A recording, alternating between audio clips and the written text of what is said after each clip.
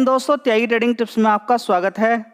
दोस्तों, इस वीडियो के अंदर हम बात करने वाले हैं 3 कंपनियों के बारे में। 3 कंपनियों के बारे में यहाँ पर बात होने वाली है। आप रिजल्ट्स देख के शॉक हो जाएंगे। रिजल्ट्स काफ़ी शानदार रहेंगे, लेकिन फिर भी आपको अलर्ट हो जाना है। किस चीज़ को लेकर अलर्ट होना है, ध्यान रखिए। देखिए, मैं आपसे बार बार बोलता हूँ, एक चीज़ मैं बार बार आपसे बोलता हूँ कि अगर किसी कंपनी के रिजल्ट्स खराब या अच्छे आए हैं, देख लीजिए कि पिछले 3-4 महीने, 1 साल के अंदर, 2-3 साल के अंदर कैसी परफॉर्मेंस है। शेयर को खरीदने से पहले ये तो देखेंगे। या नहीं देखने का मन है, नहीं देखने का मन है तो फिर आपकी हालत क्या होगी, ये तो स्टॉक मार्केट खुद बता देगा। याद रखिएगा, ज़्यादातर लोग आपका शेयर खरीदने के बाद गिरता है। जी हाँ, इसका मतलब क्या हुआ? इसका मतलब समझते हैं क्या है? कि आप महंगा खरीदते हैं, तो महंगा खरीद के महंगा बेच कैसे पाओगे जी? तो फिर हम सही प्राइस तक कैसे जाएं? देखिए, स्टॉक मार्केट में एग्जैक्ट तो किसी को मालूम नहीं है पक्का क्या है, लेकिन कम से कम इतना तो खरीदें कि नीचे की साइड में अगर गिरे तो हम दोबारा भी खरीद सकें थोड़ा सा शेयर। 20,000 रुपया है, ठीक है, खरीद लिया, कम से कम 10,000 नीचे गिरावट के लिए बचा के रखें और गिरावट पर ही खरीदें। ये 2 पॉइंट्स तो कम से कम देखें। अभी अच्छी खासी गिरावट थोड़ी सी हुई है। अभी देखिए, गिरावट होने के लिए तो और भी बड़ी गिरावट हो सकती है। अभी अच्छी खासी तेजी बनी थी, उसके बाद अच्छी खासी गिरावट हो रही है। गिरावट के रीजन, सबसे बड़ा रीजन एफआईज माल बेच रहे हैं, याद रखिएगा, सबसे मेन रीजन है। जबरदस्त तेजी बनी थी, प्रॉफिट बुकिंग हो रही है। दूसरा, ट्रंप ने तो हालत बुरी करके रखी हुई है टैरिफ को लेकर इतना बड़ा इशू नहीं है, याद रखिएगा। मैं आपको फिर बता देता हूँ, क्योंकि टैरिफ टिकेगा ही नहीं। टैरिफ लागू करने का मतलब समझते हैं आप क्या? ये 7-7 दिन, 3-3 महीने क्यों बढ़ा रहा है? क्यों बढ़ा रहा है? इसके अंदर दम ही नहीं है करने के लिए। समझिए ना कि A to Z चीज़ें चाइना के अंदर, आप देखेंगे कितना सामान चाइना से, इंडिया से अमेरिका के अंदर जा रहा है। क्या एक दिन के अंदर ही फैक्ट्री बना के तैयार कर लेगा ट्रंप? ट्रंप अपना दिमाग चला रहा है, मजाक कर रहा है, मजा ले रहा है आपसे। पूरी दुनिया से ट्रंप मजा ले रहा है, लेकिन पूरी दुनिया वाले अगर मजा लेने के लिए आएंगे ना, तो ट्रंप का क्या हाल होगा कोई मालूम नहीं किसी को। ये 25% का टैरिफ, 30% का टैरिफ, इसका मतलब आप समझते हैं क्या? अमेरिका के लोगों को परेशान करना। और कोई दुनिया का लोग परेशान नहीं होगा। अरे भाई, क्यों होगा? वो 100 रुपये का सामान है, आपको 130, आपको भी 30 रुपये चाहिए, मतलब ट्रंप सरकार को चाहिए 30 रुपया। 25% टैरिफ, इसका मतलब क्या है कि सरकार को चाहिए, भाई हमारे देश के अंदर 100 रुपये का माल बेचोगे तो 25 रुपये तो मुझे चाहिए। तो वो कहेगा ठीक है भाई, 125 का कर देता हूँ। ट्रंप कहेगा भाई यार ये क्या हो गया, ले ले 25 रुपये, तू भी ले ले, कोई मना नहीं कर रहा। लेकिन इसका दुख किसको झेलना पड़ेगा? महंगाई हो जाएगी, चरम सीमा पे पहुंच जाएगी महंगाई। नहीं हो पाएगा ये नहीं हो पाएगा। हाँ, टैरिफ कम, 10%, 5% से कम चलेगा, लेकिन ये नहीं कि हाँ फ्लैट आप कहीं भी कुछ भी कर रहे हो, नहीं। बस ये एक बिजनेसमैन माइंड से करता हुआ नजर आ रहा है, सक्सेसफुल नहीं हो पाएगा, ठीक है। लेकिन हाँ, कुछ लोग, कुछ देश यहाँ पर झुक गए हैं कि हाँ चलो भाई, जैसा आप कहोगे वैसा ही हम करेंगे। मतलब कि अमेरिकन कंपनी डायरेक्ट रास्ता ढूंढ रही है। डायरेक्ट रास्ता तो ढूंढ ऑलरेडी है उनके पास, लेकिन क्या है कि और पक्की डील कर रही हैं कि हमारा सामान ये लीजिए आप, हम आप हमारे देश के अंदर सामान बेच रहे हैं, हमसे क्या लोगे आप? क्या लो? तेल लो हमसे, और क्या लोगे? और हमसे गैस लो, और क्या लोगे? हथियार लो हमसे। देखिए कि दुनिया भर में कितनी लड़ाई हो रही है, हथियार लीजिए आप हमसे। ये कुछ रीजन है जिनकी वजह से गिरावटें देखने को मिल रही है। आपको ध्यान रखना चाहिए कि गिरावटों के कारण क्या है, लेकिन ये गिरावट के कारण उतने सॉलिड नहीं है जितना कि एफआईज माल बेच रहे हैं। ये सारी चीज़ें टेम्परेरी हैं, ये एक दिन सॉल्व हो ही जाएंगी, ठीक है। लेकिन अभी क्या हाल फिलहाल में आप देख रहे हैं कि ट्रंप इनको खींच रहा है, लंबा खींच रहा है, ठीक है। अभी हाल फिलहाल में एक न्यूज़ भी आपने सुनी थी, लास्ट में कवर करेंगे इसको, जब वीडियो एंड होने वाली होगी तब कवर करेंगे। अभी रेडियो खैतान के बारे में देखें, 2,875 रुपये का भाव है, बढ़िया रिजल्ट्स आए हैं, शानदार, 5% की तेज़ी है। तेज़ी कुछ ज़्यादा थी, लेकिन नीचे की साइड में गिरावट हो गई है, ठीक है। बात करें रेडियो को खैतान की, तो कंपनी ने बोला है रिजल्ट्स तो काफ़ी अच्छे हैं। कंपनी ने और भी बोला है कि हम 20% की वॉल्यूम ग्रोथ दिखाने वाले हैं फाइनेंशियल ईयर 26 के अंदर।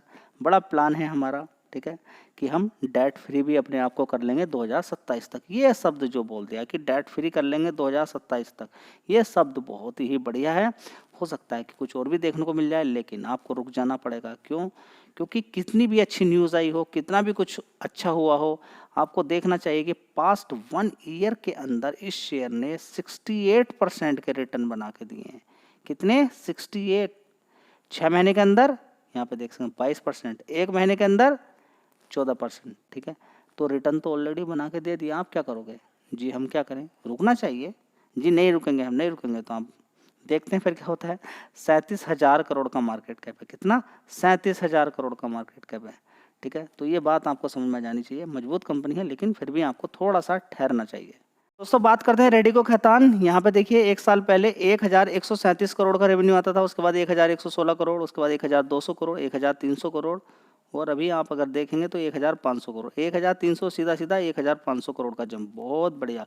ऑपरेटिंग प्रॉफिट तो बढ़ना ही था, देख लीजिए 1 साल पहले से ही देखिए 149 करोड़, उसके बाद 163, 184, 178 करोड़, उसके बाद देखेंगे 232 करोड़, 232 करोड़ का यहाँ पर कंपनी ने ऑपरेटिंग प्रॉफिट दिखा दिया। बहुत शानदार परफॉर्मेंस यहाँ पर देखने को मिल रही है। प्रॉफिट देख लीजिए 133 करोड़ का, उससे पहले 91, 96, 82 करोड़, और 1 साल पहले 76 करोड़, यानी कि 2 डिजिट से सीधा सीधा अच्छा जंप मारा है। एक बार कर्ज भी देख लेते हैं कंपनी में कितना है। देखिए रिजर्व्स देखिए, सबसे पहले 2600 कितना है, 2664 करोड़ का। कर्ज 750 करोड़ का है, एक झटके में ख़त्म कर सकती है कंपनी ने। खुद ही बोल दिया कि हम डेट फ्री आने वाले टाइम हो जाएंगे। शेयर के अंदर तेजी बननी है, उसके पीछे का कारण क्या हो सकता है, ध्यान से देखिए। उसके पीछे का कारण हो सकता है कि DIs की होल्डिंग कितनी थी 2022 के अंदर, 22%, लगातार बढ़ते बढ़ते आज की डेट में कितनी है, 25%, 26% तक हो गई थी। ठीक है, यहाँ पर FIs ने भी काफ़ी माल खरीदा है, धीरे धीरे थोड़ा थोड़ा करके। ठीक है, तो FIDIs अदला बदली करते रहते हैं, उस चीज़ को छोड़ दीजिए।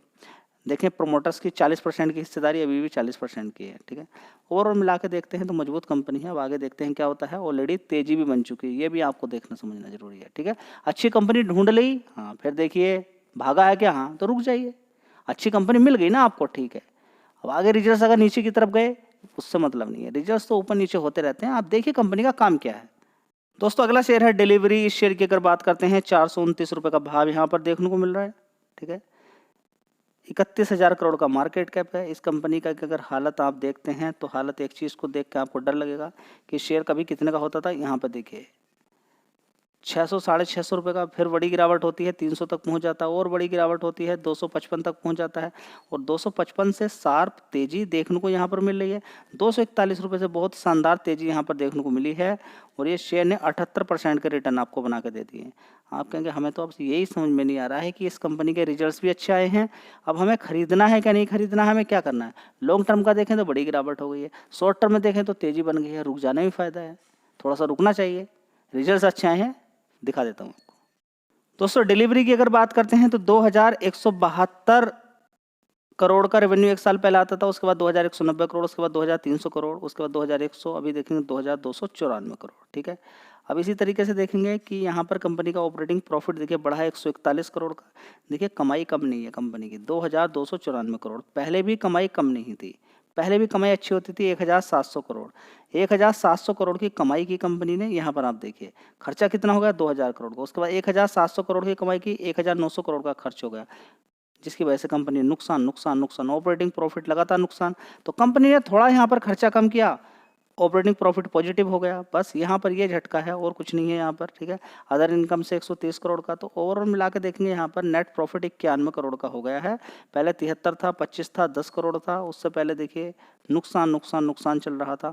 तो ओवरऑल मिला के देखें कंपनी जो नुकसान दिखाने वाली है, थोड़ा प्रॉफिट अच्छा दिखा दे तो एक अच्छी बात ही देखने को यहाँ पर मिल जाती है। ठीक है, FIDS की भी होल्डिंग की अगर बात करते हैं तो देख लीजिए यहाँ पर कि FIs यहाँ पर 52% है। कितने?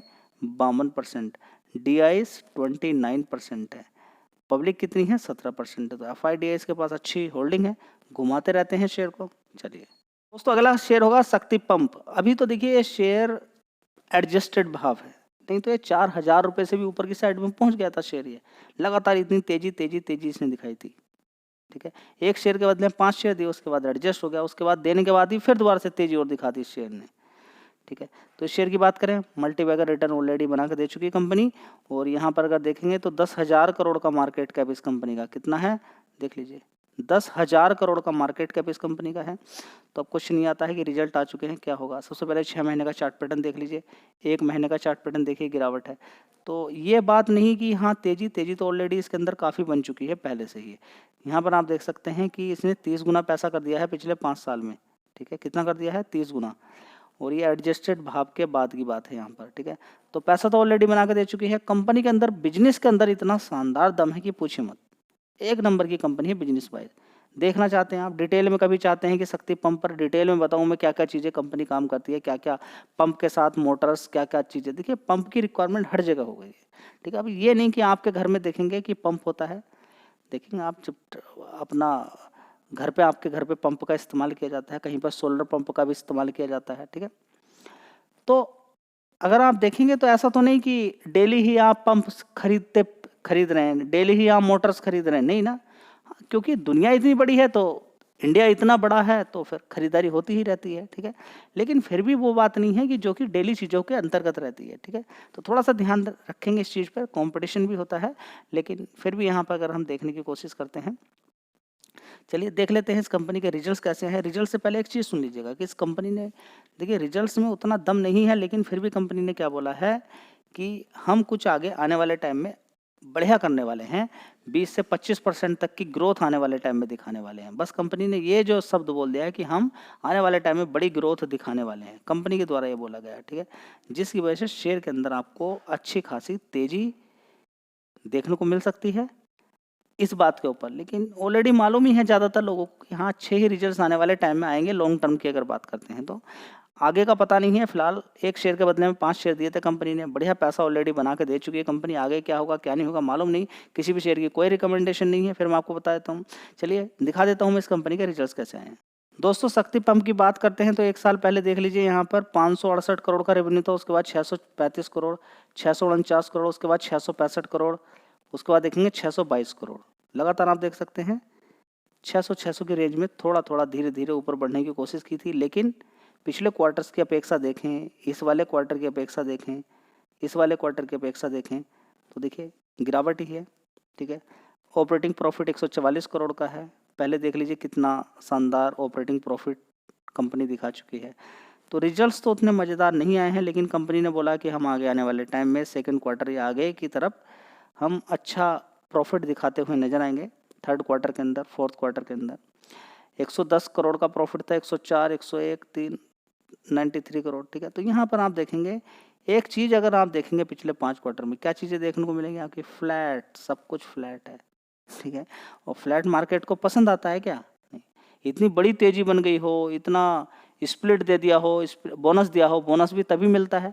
तो ये शेयर ऑलरेडी बोनस के अंदर ही है, समझेंगे भाव, क्योंकि वो हो गया, लोगों ने लेकर रखा हुआ है, तो तेज तो है ही ऑलरेडी शेयर। अगर बोनस दे दिया है उसने तो क्या हो गया, शेयर का भाव तो एडजस्टेड है ही ना, तो अभी तो महंगा ही है शेयर। एक प्रकार से देखा जाए भाव को, अगर उसको एडजस्ट नहीं करते हैं आप, अपने माइंड में ऐसे ही रखते हैं, ठीक है।